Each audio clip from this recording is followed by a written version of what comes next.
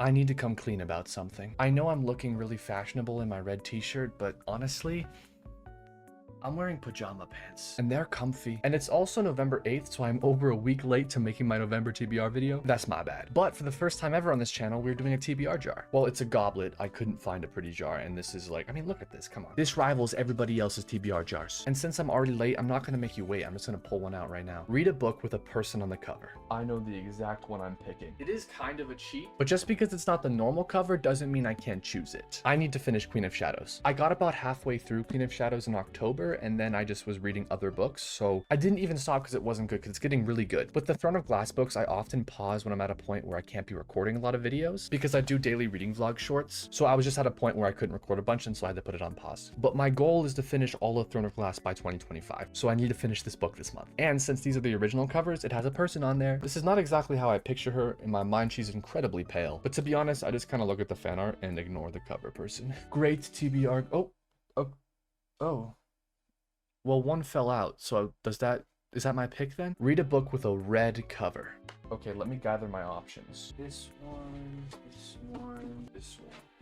Okay, let's take a look. Funny enough, Queen of Shadows actually fits this also, but too late. First, we have Good Girl, Bad Blood, which is the sequel to A Good Girl's Guide to Murder. I'm really excited to read this. I'm actually working on my biggest video ever for A Good Girl's Guide to Murder, where I compare the book to the show. Sneak peek, the show sucks. And I'm making this video because that video is not ready in time to post. So yeah, I'm really itching to continue this series and see what happens. I know that supposedly book 2 is not as good as book 1 or book 3. So even if I'm not a big fan of this, I will trudge through so I can get to book 3 and finish the trilogy. I have never DNF'd a series. I always finish the series. I think the biggest proof of that is actually Throne of Glass, because I was not a big fan of the first few books, and then I hit Air of Fire and started losing my mind, and now every single chapter that I read, I literally cry in joy and passion and happy with other positive emotions. That's our first option. Then we have the final book of the Inheritance Games series. I am aware that the camera is mirrored, so you're just looking at a mirrored version of the cover. That is because I look better mirrored. I am sorry about that. For those of you who don't know, the Inheritance Games is basically kind of like Knives Out a little bit. It's a story about a billionaire who dies and then gives his entire fortune to a random girl, and this billionaire happens to love puzzles, and so the girl gets to meet his entire family and the 4 brothers, and there's romance and there's mystery and there's puzzles and stuff like that. But yeah, this finishes off the series, and I like the series. I like the Inheritance Games. You know, it's not the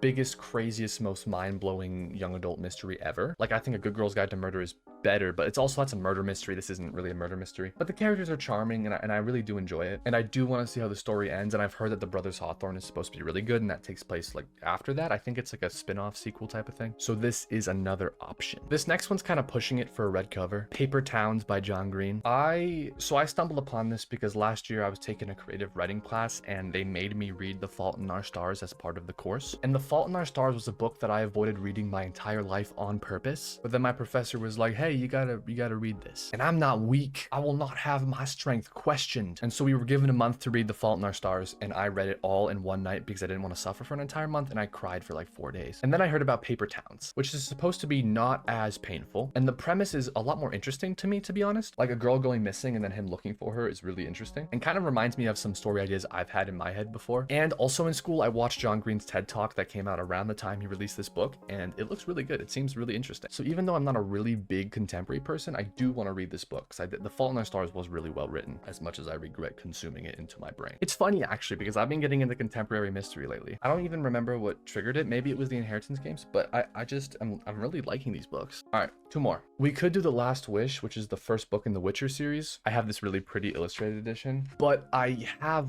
already read this. Not this specific edition, but since I have already read the book, I am going to put it to the side. And this one is kind of borderline red, but I'm going to count it. The Warm Hands of Ghosts. A friend of mine sent me this Owl Crate edition. It's got the burgundy sprayed edges, and it's still completely wrapped. Actually, to be honest, let's just open it up. Oh, this is satisfying. Boop. The reflective cover, and oh, it's called End Papers. I don't know why I'm struggling so hard. And it is a signed edition. And it's got art on the inside. Look at that. I'm pretty sure this is a historical fiction, and I do like historical fiction, and I like poppies. There's pretty flowers on the cover. So I am definitely interested in this, but I think, to be honest, I think we have to go Good Girl, Bad Blood. Especially since I'm currently working on the Good Girl's Guide to Murder video, I feel like it just fits my current vibes. And I think November is as good a time as any for a murder mystery. Maybe even better than other times because it's cold and rainy and wet and sad in the Northern Hemisphere, at least. Back to the TBR goblet, and this time we're gonna go with, let's see. Don't forget to subscribe. What? I don't really know what that means. So let's just pull again. I'm pretty clever. Yeah, I'm pretty clever. Let's see. What does this say? A book with an animal on the cover. Why can't I hold this correctly? A book with an animal on the cover. Do human beings count as animals? I'm kind of struggling here. How is there not an animal on the cover of a book that has a title with an animal in it? I honestly think we only have 2 picks this time. I need to get more physical books that I haven't read. My problem is I have a lot of shelf trophies from audiobooks because I really like audiobooks and can listen to them while I work. But here are our 2. The Wren and the Holly Library, which is a Beauty and the Beast retelling that I am super interested in. And I think the sequel is coming out March next year, so I want to get this read before then. And then we have Six of Crows with the super annoying permanent Netflix sticker. This book is beautiful. I am about this far into it already, but every single month I put it on my TBR, something comes up and I don't get a chance to read it. I really want to make short form videos for this, so I need to make sure when I read this, I'm in a very good spot to make short form videos because I've had a lot of people request that they want my reading vlogs for it. And I honestly really enjoy this book. I'm not reading it because it's bad. I'm not reading it because I really want to do it justice, right? And listen to those book sounds. It's a little too spicy, actually. We're gonna not do that. Between these 2, I really don't know. Can I be honest? We're flipping a coin. Heads is gonna be Wren in the Holly Library, and tails is gonna be Six of Crows. Flip that baby. Ah, I just smacked my ring into my knuckle. It is, however, a tail. Can you see that it's a... I want you to see that I'm not cheating you. Can you tell that it's... Okay, it doesn't matter. Why would I cheat you when I could have picked it myself anyways? Six of Crows it is. Now, for those of you waiting for the videos, I will be recording and editing them, but just know I might not post them yet. I might wait until I finish Queen of Shadows to do that. All right, I'm thinking we do one more. I'm not a god. I can't read that many books at once. What does this say? Book club. Thank God. Now this is kind of rigged. I host a book club and the book is already chosen and I have to read it. And that book is... Oh, we're good. Scythe by Neil Shusterman. Another red cover book, actually, and a book I've already read, but it was what our book club voted for. And it is one of my favorite books of all time. Even though it isn't fantasy romance, it's kind of fantasy, kind of sci-fi, kind of romance. It has all the things, but it's not like a fantasy romance in the same way that like Throne of Glass or Akatar or something like that is. It's a young adult sci-fi dystopia, kind of reminiscent of the Hunger Games a little bit, vibe-wise, not really story-wise. It's not like Powerless. Like Powerless is a young adult that's very reminiscent of the Hunger Games, and I enjoyed that book. But this is just that kind of same dystopian vibe, right? And this is a book that I recommend to literally every human being I can. It is so freaking good. And it's our book club read. If you don't already know, it's basically a book that takes place in a dystopian future in a world where death and disease and hunger and misery have been eradicated. I realize I am tapping this as if you can read it, but you can't because it's mirrored. Though if you pick up a mirror and put it to your screen, you could read it through the mirror. In this world of immortal humans, overpopulation is a little bit of a concern, right? So there are scythes, and scythes are people who are legally assigned to give out death. And they're supposed to be the best of us, the people that don't want to kill but have to for the betterment of humanity. Problem is, just like anything that has humans in control, it's very corrupt. And it follows the story of 2 scythe apprentices who don't want this life at all, but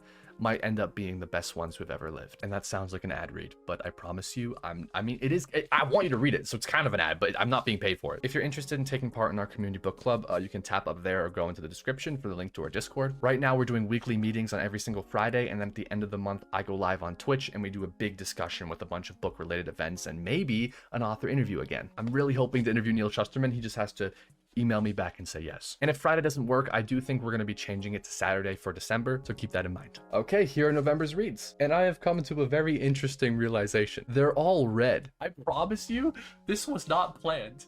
I actually don't know what happened. This is like the worst month to do red. November's like blues and dark colors, like the snow's coming. December's red, if anything. So I'm kind of flabbergasted how all the books I want to read are red. But hey, it's a great color. I like it. I think I look good in it, personally. I think I'm fashionable. I think I'm nice. I think I'm looking for more adjectives, but can't think of any. So out of these 4 very thick books, it's actually difficult to hold all of them at once. Which one's your favorite? And I have a question for you. What did you guys put on your November TBRs? And while you're down there in the comments, do let me know. Do we like the TBR goblet? I've been hesitant to do TBR jars because everybody does TBR jars, but at the same time, people like TBR jars and that's why everybody does it, right? So if you guys want to see me do more of them, do let me know. And in case any of you guys are interested, I am opening up a Patreon. I'm going to post some mini vlogs on there for while I'm working on videos and the stuff I'm doing, and a bunch of bloopers from recording both these videos and my short form. And I'm also going to put on some like sneak peeks to videos like while I'm editing them and working on them. And a couple of you guys asked me specifically for this, so I did add it. I will post videos of me reading chapters of books that you request, kind of like little audiobook things, and they will be unedited because people seem to love it when I mess up reading out loud, and I'm very bad at reading out loud. So yeah, check out the Patreon if you're interested, here or down there. Thanks for watching. Have a wonderful life.